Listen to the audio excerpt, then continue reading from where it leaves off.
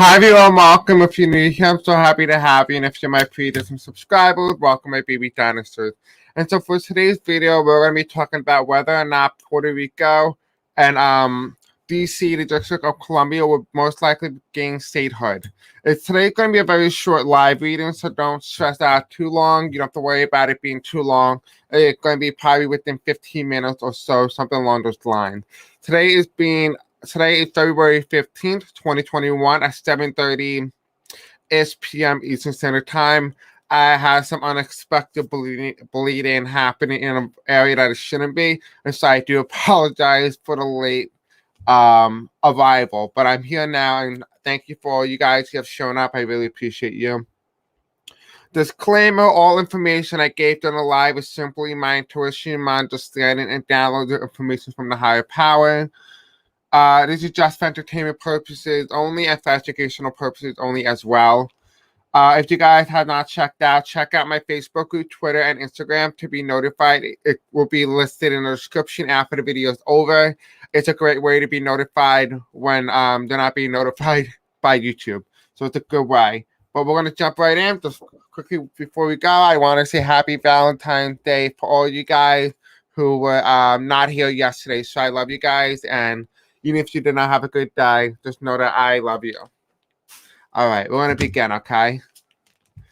Oh, a lot of you guys are commenting. Thank you, guys.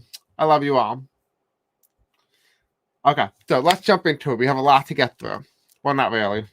Actually, let me just do the little statistical data first before to give you a little background and understanding.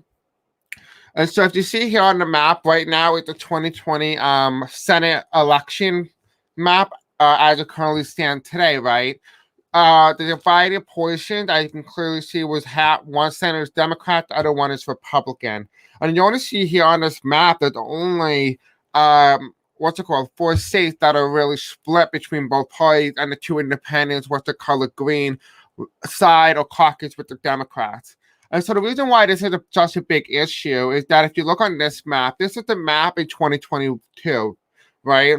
And so we're talking about Georgia. Georgia is the determining factor when it comes to 2022 midterm election, whether or not the Democrats will hold on to the Senate. And this is Raphael Warnock. Raphael Warnock, remember, not too long ago, a month ago, he won his seat by 2% compared to John Ossoff, who only won his seat by 1.6%. I could be wrong, but Raphael Warnock does 0.4% better than Ossoff, so it's pretty good numbers. But just say the Republicans win every other state that they currently have in their pocket now, and they flip the state of Georgia. Currently, the Republicans will gain the Senate, right? Well, if the Democrats can hold on to Georgia, it's the Democrats hold on to the Senate because it'll be 50-50 split with Kamala Harris being the tiebreaker. However, if you add in Puerto Rico and DC, and now if you look on this map, it's a little different. I had to alter it. So Alaska and Hawaii kind of equate for all the states that are not up for grabs in the 2020 midterm. So don't think that Alaska and Hawaii have a larger portion of senators. It's just that I put it there so you most likely won't notice. And so just say, just hypothetically, the Republican flip for that's American Samoa, but I wanted to kind of be able to split Georgia. Just say Ossoff is going to keep his seat for the next 6 years. However, Raphael Warnock, if he loses his seat in a special election during the midterm, the Republicans would be at 51 and the Democrats 49. Well, how can the Democrats make up? Well, if you look at DC has been a reliable blue state. And in that case, just say if DC gets statehood, the Democrats will be in control of the Senate once again because they're always going to be one seat ahead if they get DC. And so the DC has always voted reliably blue in the entire history. It has only gone to the highest number for a Republican in the District of Columbia was around 41%. Excuse me, that's wrong. 20% for a Republican. It has been heavily Democrat since its own history, so it's pretty solid for the Democrats. So you can almost guarantee that those two senators will always be Democrat. Now, when it comes to Puerto Rico, on the other hand, though, the Democrats are more likely than not have an upper hand in terms of Puerto Rico, at least in the short term. So we'll put the Democrats at 53 to 51 Republicans if they flip back the one Senate seat in Georgia. So be the Democrats will have control of the Senate. So that's why this is very important for statehood vote in Puerto Rico and DC. And just to hypothetically, the Democrats win Raphael Warnock's seat in Georgia, but the Republicans win Puerto Rico, it will still be at 52 tie, and the Democrats will still be in control. So if you look on this map, you can clearly see, like, this is the Electoral College map in 2020. Believe it or not, this is also the Senate map. And so the Senate map, I believe, is a little bit different than this, but if you look at it, it's 50-50 split. So you can clearly tell right now that it's really important that they hold on to these two seats. And so that's why a little bit of background knowledge and understanding why the statehood is extremely important going forward for the Democrats.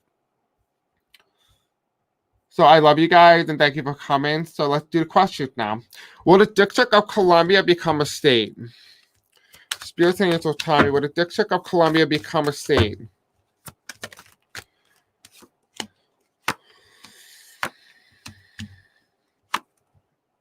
Okay, so it looks like it will become a state.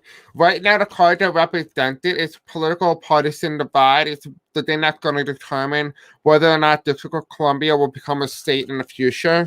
We have here the Republican Party is going to lose at least a seat in the Senate in the midterm election. So it does look like a Republican may lose another Senate seat, which may be very beneficial. Now, a lot of you guys know this is my impeachment card, just pushing something through the conviction, right? I do feel like with this, it's supposed to become the state. Like on my screen, there's something 51. So I would not be surprised if DC become the 51st state in the United States. And a lot of you guys who have been with me since the beginning, you all know this is like a new leader, a new Democratic leader, someone who's very young. It feels like this will be a young state. Excuse me. So it does feel like DC will most likely become a state and gain statehood under Biden. This is my Biden card. So I do see DC becoming a state, and I always seen it, and it looks like it's gonna hold. Oh yeah, I know the GOP will hate that. All right, hold on one second, guys. All right, so the next question is, will it get passed in the House? Statehood. So will statehood for DC, the District of Columbia, get passed in the House of Representatives? All right, so the challenge is partisan divide. It's unlikely. We don't know what the likely chances are. It really sees here is that if they want to get in the past, the Democrats have to maintain control of power. They have to be able to do this before the midterm elections. Otherwise, it's up in the air, and the likelihood of DC becoming a state is going to become slimmer and slimmer. We have here the reason why is if they don't do it, it's not going to put them in a competitive state going forward when it comes to taking back control of the Senate. And we have here really hanged on the government and what the government politicians do in the future. That's what really happens. And that's what's really important here. They will have the support. So this is public support here. So it does look like they will have enough votes. If anything, I feel like it'll be bipartisan. It might be 10 Republicans might vote in favor of DC, at least in the House of Representatives. All right, so now the next question that we have to ask is, will it get passed in the Senate? Will the statehood of DC get passed in the Senate? What do we need to know, Spirits and Angels? Tell me. Again, we have the partisan divide. It looks like it's going to come down to Kamala Harris. Hold on. It feels better or not, it's going to come down to Joe Manchin, who will be the tiebreaker. And then once he makes his decision, it's going to put the Senate at 50-50. And Kamala Harris will decide whether or not Puerto Rico will become a state. And so she will be very crucial in that vote. It does feel like she'll be very crucial. Maybe even so, it feels like even one Democrat like Joe Manchin may not vote in favor, but that will be replaced by another Republican. So it might be some sort of bipartisan support along that line. So don't be surprised if it gets passed in the Senate. I mean, it's a long time coming, right? Now, in order for a state to become a state, it must be approved by the House, the Senate, and the President. And so the President is Biden. So let's take a look. Okay, weird, but okay, that's weird that all these cards came out. So we have here is the election. They might be doing this a little too close to the midterm elections. When they start to draft this bill, but coming to fruition, we have here really what pushes DC forward is the fact of everything that Trump did during January 6th. So that will be the campaign and the messaging for in terms of gaining support and traction for DC. We have here DC's on its way to become the next 51st state.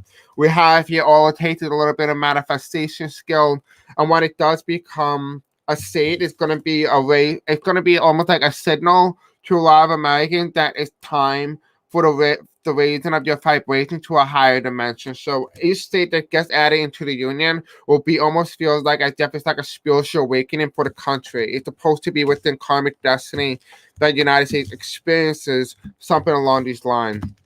And so it does feel like DC will become a state. Okay, so let's look. How many electors will DC have? So when DC becomes a state, they will get two Senate seats in the Senate, and then they will get whatever representatives in terms of districts for the House of Representatives, and you add those two together, it makes electoral votes. So when a president runs for president, they will have the opportunity to vote for president, once they do already. But so we have a total of 8. It's reversed with telling me they made the highest number that DC, the District of Columbia, can get is 8, but really it will be, okay, that's not right, 3. So it will remain at 3. So it feels like, if anything, they will get 1 House of Representatives and 2 senators. So the highest number that DC can get is 8, the lowest is 3. So that's how it looks like it's going in right now as it currently stands. Right now, DC does have 3 electors right now. All right, so now let's look at the Commonwealth of Puerto Rico becoming a state. So let's look at that. All right, so Spirit and Angels tell me, will the Commonwealth of Puerto Rico become a state? Okay.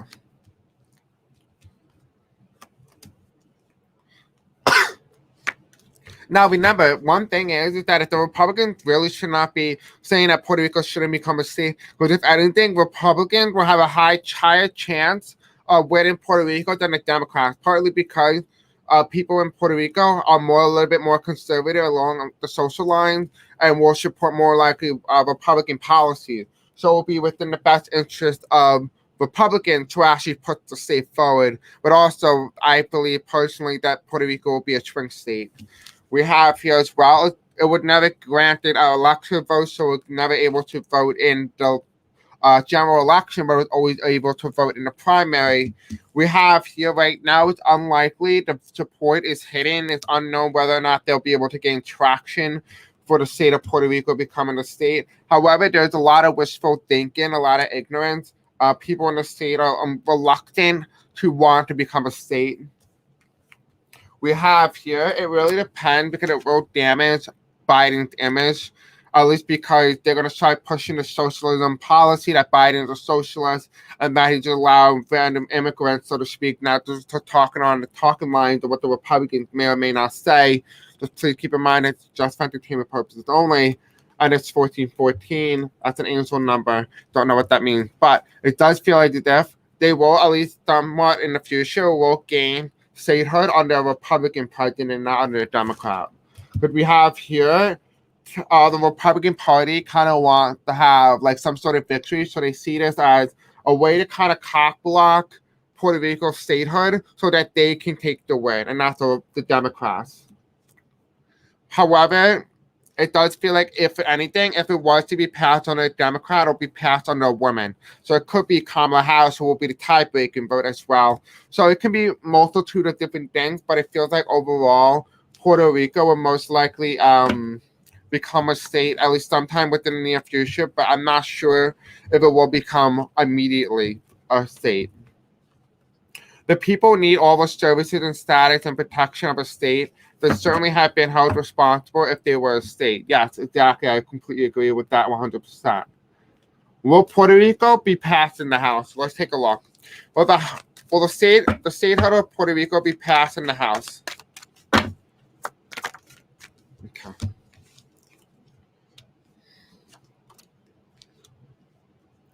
All right, so what we have here, it looks like this is Kevin McCarthy here. We have here, it's a wishful thinking. It looks like, if anything, if the Republicans take control of this House of Representatives, most likely they are, because they're going to gerrymander the entire country. It looks like the Republicans win back the House of Representatives, where the Democrats are, like Biden, going to try to make a deal with them, like, because Biden is very well liked among the Republican Party, believe it or not, at least, the moderates at least. And so he's going to try to sway them to vote in favor of Puerto Rico statehood. And it could potentially pass in the House, in a Republican House, actually. It looks like it could pass if Biden tries to almost like persuade some of these like moderate Republicans in the House. Not all of them are moderate anymore. So let's take a look. Will Puerto Rico be passed in the Senate? The Democrats have a higher chance of maintaining the Senate than they are at the House.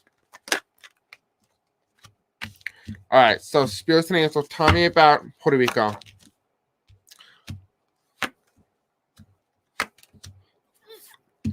Okay, so it feels like it's exactly what it is. Again, it feels like as if Biden is in the past. So I feel like after Biden's presidency, this is like pretense, so talking in the future. We have here, it was brought up under Biden presidency, almost got passed, but got denied. We have here, a lot of senators voted against it, especially Democrats voted against it. It feels like Democrats and conservative states, because what it does, it kind of like when they pop Puerto Rico or DC, what it does, it takes away the conservative Democrats and conservative states power away. Like Joe Manchin, he has all the power. In order for any Democrat to pass any sort of legislation, they have to go through Joe Manchin, which is a conservative Democrat from West Virginia. And we have here as well, again, it feels like the Republicans and the Republican Party want to hold this state for themselves. They want to hold it, and they want to make sure that they can make the state conservative so it votes in their favor. However, if anything, it's looking out to the seas at what way the Puerto Rican people want to vote, but it feels like there's going to be some sort of foreign influence in that, and in the end, it's going to balance out the Democratic Senate. It feels like, again, if anything, if it was to happen, it will either happen after Biden or during Biden before the midterm. And if it does not, then it means Puerto Rico probably won't be a state for the next decade. So it can go either way. But I feel like DC will most likely be a state. So now, will Puerto Rico become a bellwether in presidential elections? So let's take a look at that.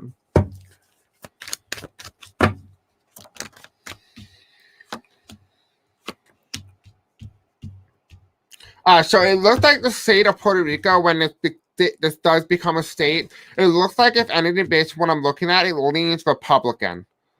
So we have here as well, it's not going to be quite a big loss. It's going to be pretty close, almost like 59, 49. So it feels like that. It feels like either it could be 50, 49, or something like that. We have here, they are going to be like the state that will be determined who will be the next president. It feels like they will be a tipping point state. Whenever this happens, whenever they become a state, there will be a tipping point state. And we have here for the first voting history in terms of like who they're going to vote for. They will vote for the Republican Party. And it's going to be because a woman's going to be on the ticket, and then there'll be a man vice president. At least in terms of like the nomination for the Republican Party, they might put like Nikki Haley up, and then a male type vice president, like nominee. And we do have here again, they're gonna have the votes to win the state of Puerto Rico going forward. It's almost pretty understandable. It's almost like it's gonna be predicted that Puerto Rico is gonna be a bellwether, but almost like Ohio is gonna vote in favor of the Republican Party. So it does feel like that is what may be happening in the future. Now, how many electors does Puerto Rico gain overall? Because they have no electors. They have no sort of representation at all. So let's take a look. Spirits and Angels tell me, in Puerto Rico, how many electors in terms of House of Representatives? We all know they're going to gain 2 Senate seats. So they're automatically short at 2. How House of Representatives seats will they get?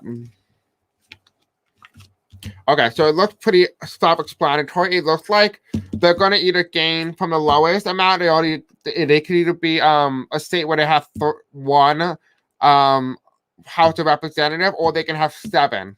And it looks like for the first couple of years, when they become a state, those districts in Puerto Rico will be heavily Democratic. At least those 7 districts. So it looks like, if anything, the total number could either be 8 electors in total for Puerto Rico. It could be all the way down to 1. Most likely, the median will probably end up being 7. So I do see Puerto Rico will end up having 7 electors. But that, remember, things may change. People do have free will, and anything can be possible at this point. Now, will DC become the 51st state, or will Puerto Rico become the 51st state? So let's look at the likeliest outcome. So, Spirits and Angels tell me, for the likeliest outcome, will DC most likely become the 51st state? Okay. What about Puerto Rico? Will Puerto Rico become the 51st state of the United States? Okay. Well, that's not fair. Okay. All right. So I added 3 cards for DC, 3 cards for Puerto Rico. We have here, it was 50-50. DC in the past didn't have a lot of support for it's it feels like DC doesn't have a lot of support specifically. However, in the future, it does look like they will end up betraying. So 3 Republicans may split from the Republican Party and actually vote in favor of DC statehood. And it looks like in the end, it looks like the first Democratic senator will be a woman, which is most likely, or they will have a Democratic governor to some degree. We have here for Puerto Rico, we have the Knight of Pentacles. They've been stopped many times, being prevented from getting statehood, partly because they didn't have the support. It was only up until recently, I think in 2017 under Trump, where the people voted and they chose statehood. We have here, if Puerto Rico was to become a state, it will bring a lot of balance to the Senate, at least specifically. It will make it pretty even. And we have here, it's the Republicans who are going to try to put this state in. So it looks like, if anything, it's going to be the Republican Party, but it's going to be a new form party. It doesn't feel like it's going to be the Republicans, like the Republicans that we know today. It feels like a new future, like a new party of the Republican Party that was going to put it in.